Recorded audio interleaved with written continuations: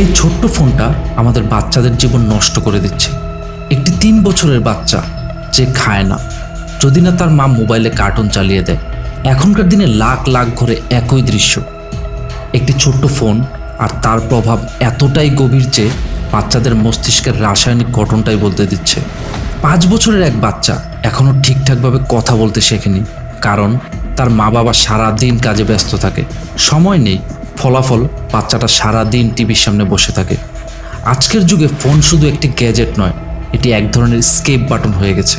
যেভাবে কেউ স্ট্রেসে মদ খায়, কেউ সিগারেট টানে, ঠিক তেমনই মানুষ ফোন স্ক্রল করে নিজের দুঃখ ভুলে থাকার জন্য। শুরু করার আগে আসুন দেখি সমস্যাটা কতটা ভয়াবহ। বাংলাদেশ ব্যুরো অফ স্ট্যাটিস্টিক্সের একটি প্রতিবেদনে দেখা যায় প্রায় 56% মানুষ যাদের বয়স 5 থেকে 15 বছর তাদের হাতে মোবাইল রয়েছে। ঢাকা বিশ্ববিদ্যালয়ের গবেষণায় দেখা গেছে শহরের 3 থেকে 6 বছর বয়সী শিশুদের 68% স্ক্রিন ছাড়া খেতে পারে না, 52% স্ক্রিন ছাড়া ঘুমোতে পারে না। করোনার পর শিশুদের স্পিচ ডিলে ও আচরণগত সমস্যা 83% বেড়েছে, যার প্রধান কারণ অতিরিক্ত স্ক্রিন টাইম। WHO বলছে 5 থেকে 10 বছরের শিশুদের দিনে সর্বোচ্চ 2 ঘন্টা স্ক্রিন টাইম হওয়া উচিত, কিন্তু ইউনিসেফ জানায় বিশ্বের 62% শিশু তার দ্বিগুণ বা 3 গুণ সময় স্ক্রিনে কাটায়। এমনকি দিনে 3 ঘন্টার বেশি স্ক্রিন দেখলে শিশুদের মস্তিষ্কে স্থায়ী পরিবর্তনও দেখা যায়। কোকোমেলন ও সেম টাইপের কার্টুন শিশুদের জন্য ডিজিটাল ড্রাগ হিসাবে কাজ করে। এর 2 থেকে 3 সেকেন্ড পর পর দৃশ্য পরিবর্তন, উজ্জ্বল রং এবং একটানা শব্দ মস্তিষ্কে ডোপামিন নিঃসরণ করে। ভার্জিনিয়া ইউনিভার্সিটির গবেষণা অনুযায়ী এটি শিশুদের মনোযোগ ও নির্বাহী কার্যকারিতা কমিয়ে দেয়। হার্ভার্ড মেডিকেল স্কুলের বিশেষজ্ঞরা বলেন, এমন উচ্চ উদ্দীপনা শিশুদের বাস্তব জীবনের স্বাভাবিক কার্যকলাপে আগ্রহ কমিয়ে দেয়। 3 বছর বয়সী আরাব নামের এক ছেলে এভাবে স্ক্রিনের ফাঁদে পড়ে। ঢাকার গুলশানের একটি পরিবারের একমাত্র সন্তান। বাবা সফটওয়্যার ইঞ্জিনিয়ার, মা ব্যাংকে চাকরি করেন। করোনার সময় যখন আরাব মাত্র 18 মাস বয়সী, তখন তাকে শান্ত রাখতে তার মা প্রথমবার মোবাইলে কোকোমেলন চালিয়ে দেন। 3 বছর বয়সে এসে পরিস্থিতি এতটাই খারাপ হয় যে দিনে 8 থেকে 10 ঘন্টা সে কোকোমেলন দেখত। সবচেয়ে ভয়ঙ্কর ব্যাপার ছিল, আরাব একদমই কথা বলতে পারত না। 3 বছর বয়সে যেখানে একটি শিশু 200 থেকে 300টি শব্দ বলতে পারার কথা, কিন্তু আরাব মাত্র 5 থেকে 6টি শব্দ বলতে পারত। মা, বাবা, পানি, কোকো। কিন্তু আশ্চর্যের বিষয় হলো, কোকোমেলনের সব গান সে মুখস্থ গাইতে পারত, যদিও সে বুঝতো না কিছুই। আরাবের মা লক্ষ্য করেন, আরাব তার দিকে তাকায় না, চোখের সাথে চোখ মেলায় না, নাম ধরে ডাকলেও সাড়া দেয় না।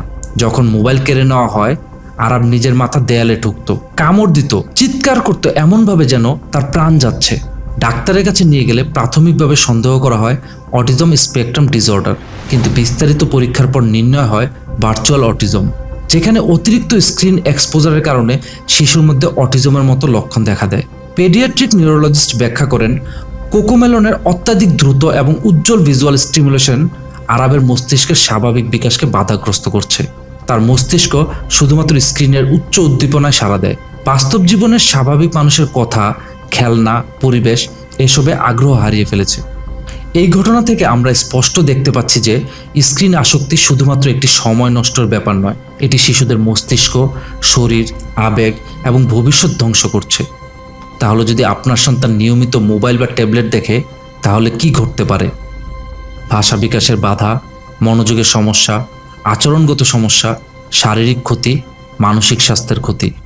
তাহলে পরিবার হিসেবে আমরা কি করতে পারি? প্রথমত, প্রতিরোধ সবসময় চিকিৎসার চেয়ে ভালো। WHO এর গাইডলাইন কঠোরভাবে মেনে চলুন। 2 বছরের কম শিশুদের কোনো স্ক্রিন নয়, 2 থেকে 4 বছর বয়সীদের সর্বোচ্চ 1 ঘন্টা, 5 থেকে 10 বছর বয়সীদের সর্বোচ্চ 2 ঘন্টা, এবং সেটাও উচ্চমানের ধীরগতির শিক্ষামূলক কন্টেন্ট। কোকোমেলন, মাশা অ্যান্ড দ্য বেয়ার এবং ফাস্ট পেস্ট কার্টুন এড়িয়ে চলুন। দ্বিতীয়ত, কখনোই শিশুকে একা স্ক্রিনের সামনে রাখবেন না।